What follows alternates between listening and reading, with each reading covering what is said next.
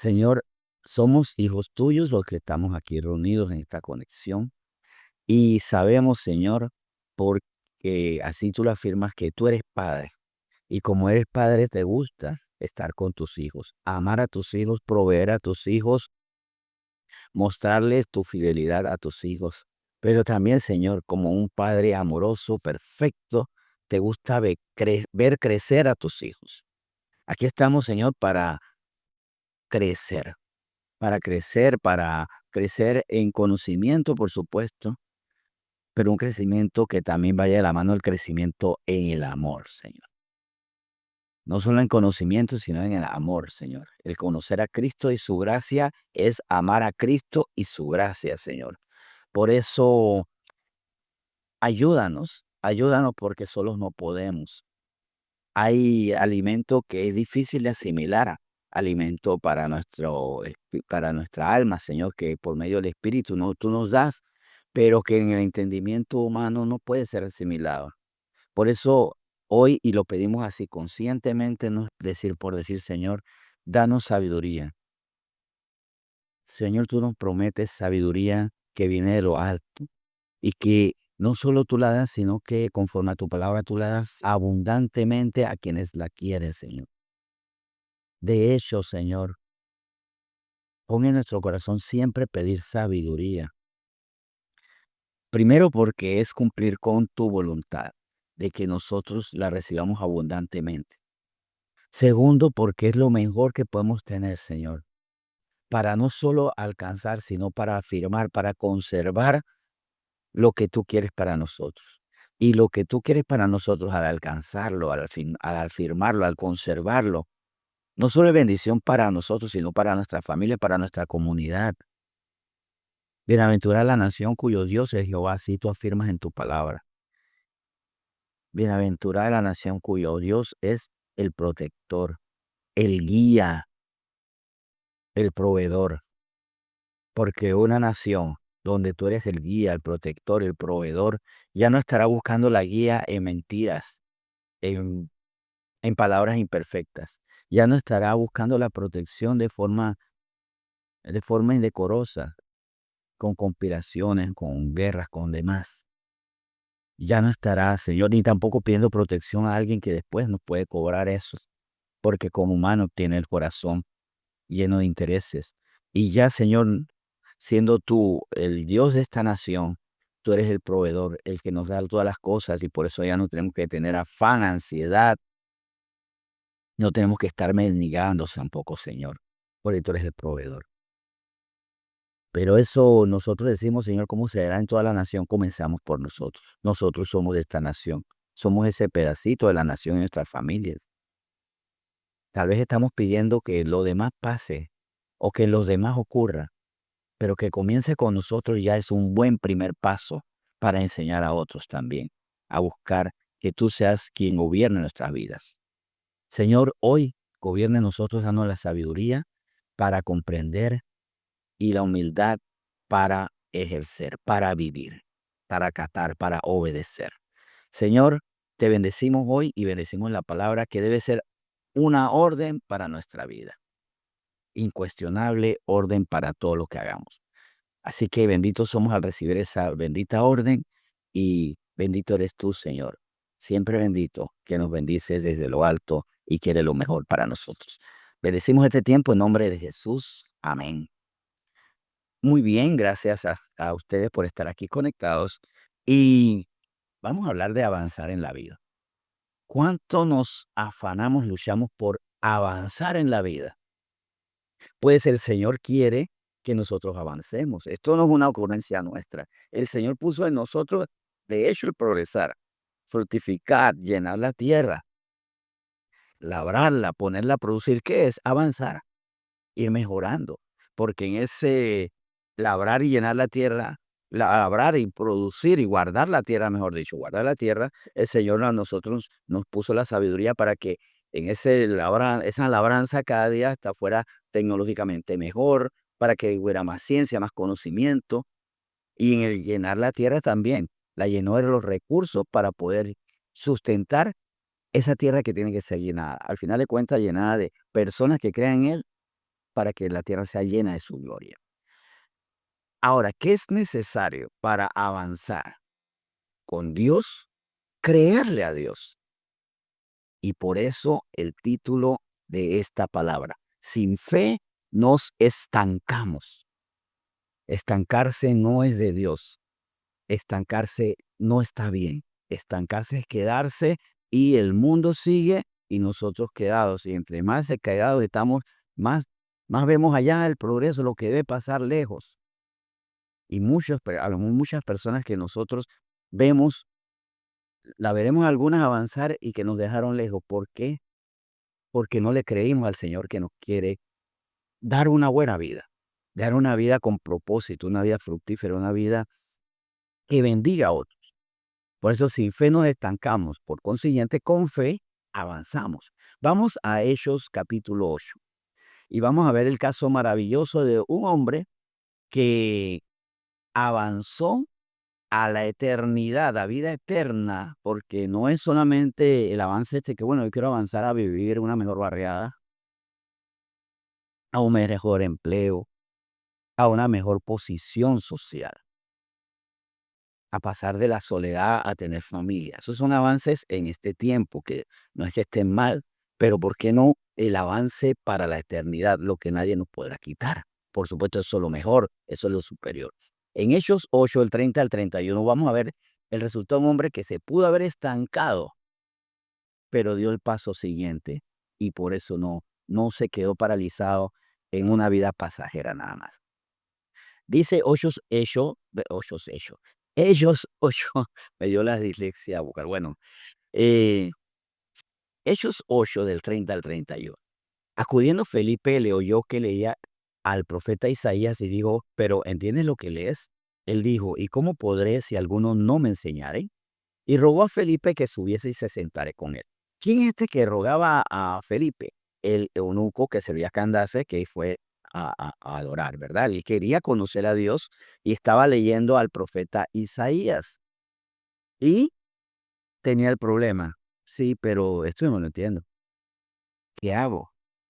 Si no entiendo, ¿cómo hago? Si no entiendo, ¿cómo procedo? Y tuvo la respuesta de parte de Dios, porque Dios envió a Felipe a reunirse con él, a estar con él. Él, por supuesto, hace una pregunta que implica que quiero creer, pero ¿cómo voy a creer si no entiendo? Y Dios utilizó a Felipe para que se sentara con él. Resultado, vamos al mismo libro, Los Hechos, versículo 36 al 38. Y yendo por el camino llegaron a cierta agua y dijo el eunuco, aquí hay agua, ¿qué impide que yo sea bautizado? Mire que este eunuco tenía algo, él hacía las preguntas necesarias para avanzar. ¿Cómo podré entender, Isaías, si alguien no me enseña? ¿Qué me impide que yo sea bautizado? Primero él quería comprender, luego quería ser bautizado para ser delante de Dios acepto, limpiar sus pecados por medio de la conversión y arrepentimiento. O sea, pero no lo termino de entender. ¿Qué impide que yo sea bautizado? Y aquí vemos el hombre de Dios que le dio la respuesta para él seguir avanzando. Felipe dijo, si crees de todo corazón, bien puedes. Y respondiendo dijo, creo que Jesucristo es el Hijo de Dios. Bien, avanzó, reconoció. Creo que Jesucristo el Hijo de Dios es aquel de que se hablaba en Isaías. Ya me explicaste de quién se hablaba en Isaías 53.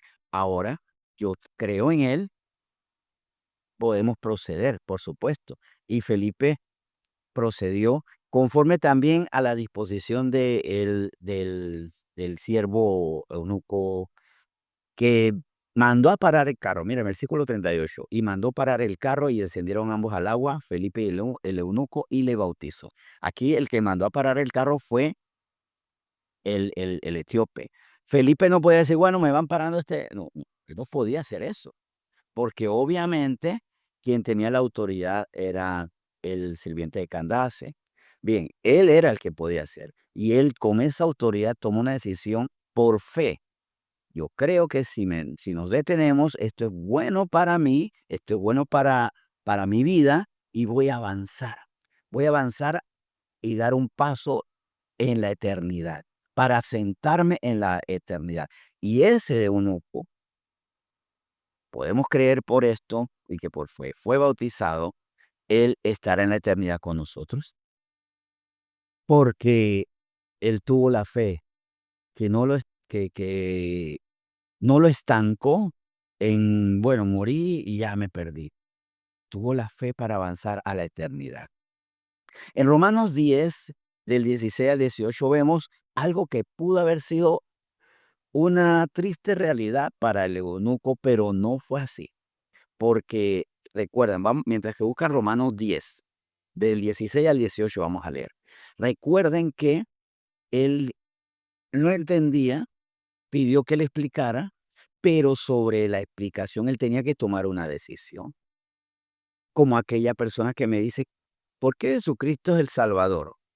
Yo le explico por qué Jesucristo es el único camino al Padre. Solamente en Él hay salvación. Se lo explico con las Escrituras, no en mis buenas obras, no en entidades, en santos, en sacrificios. No, solamente en Cristo hay salvación.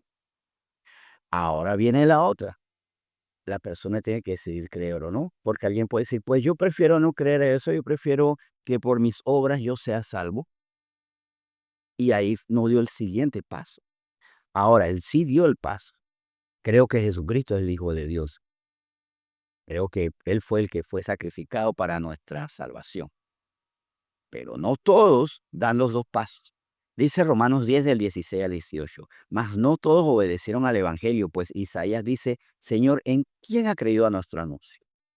Así que la fe es por el oír y el oír por la palabra de Dios, pero digo, no han oído, antes bien, por toda la tierra ha salido la voz de ellos, y hasta los fines de la tierra sus palabras.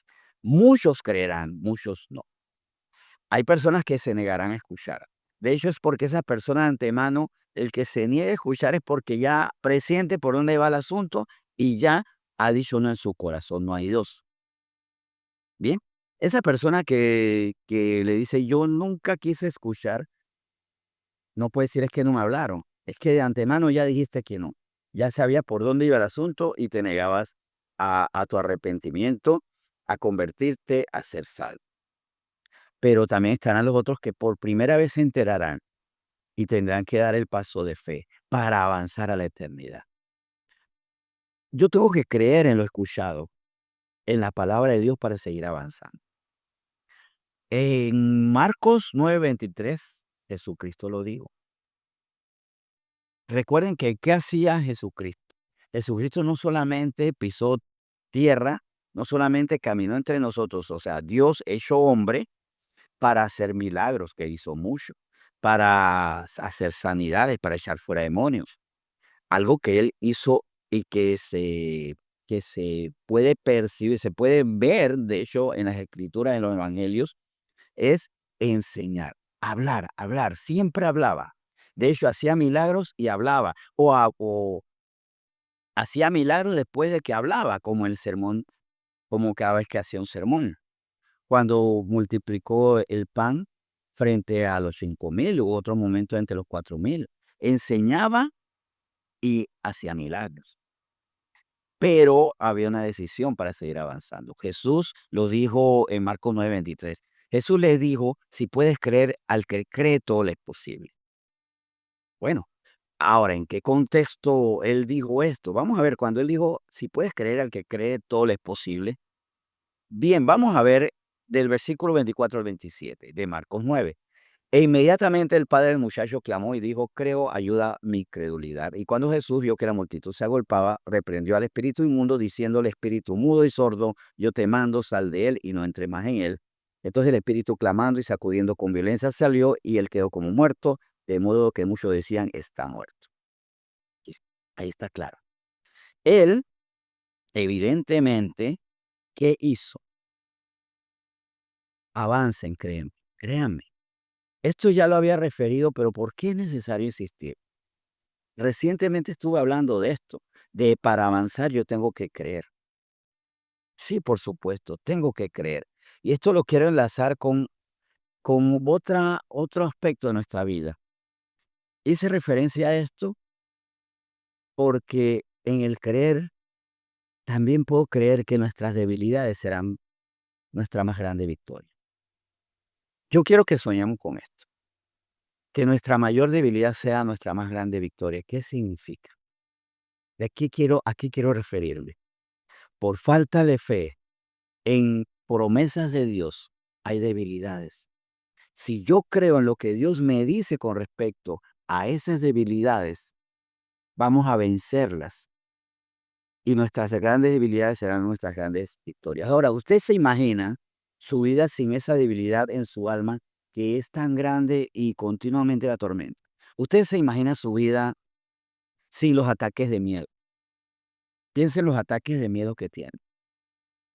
En los momentos de amargura por rencor, en los momentos de dudas, en los problemas que tiene por sus pasiones desordenadas, por los traumas del pasado que le producen pesadillas, por su culpa, por su frustración. Piensa en esas debilidades que usted tiene. ¿No sería usted mucho más feliz y daría más alegría a sus seres queridos si ya esa gran debilidad fuera vencida? Dios quiere hacer ese milagro en todos nosotros. Él quiere vencer esa debilidad y usted sueñe su vida sin esa debilidad. ¿Cómo yo lo logro? ¿Cómo lo alcanzo? Bueno, en ese sentido, es Deuteronomio 31, del 7 al 8. Es luchar, pero no yo a la brava o con mi alma nada más. Deuteronomio 31, del 7 al 8 dice, y llamó Moisés a Josué y le dijo, en presencia de todo Israel, esfuérzate y anímate, porque tú entrarás con este pueblo a la tierra que juró Jehová a sus padres que le daría, y tú se la harás heredar. Miren esto, interesante. Tú se la harás heredar. ¿Por qué? Versículo 8.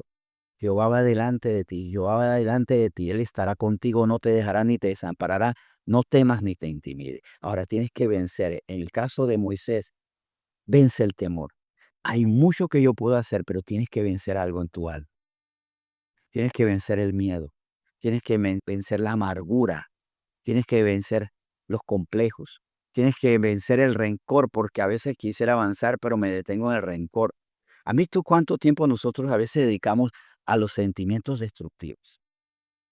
Es más, cómo juegan con nosotros y en nuestro ánimo y con nuestro ánimo por medio de los sentimientos destructivos.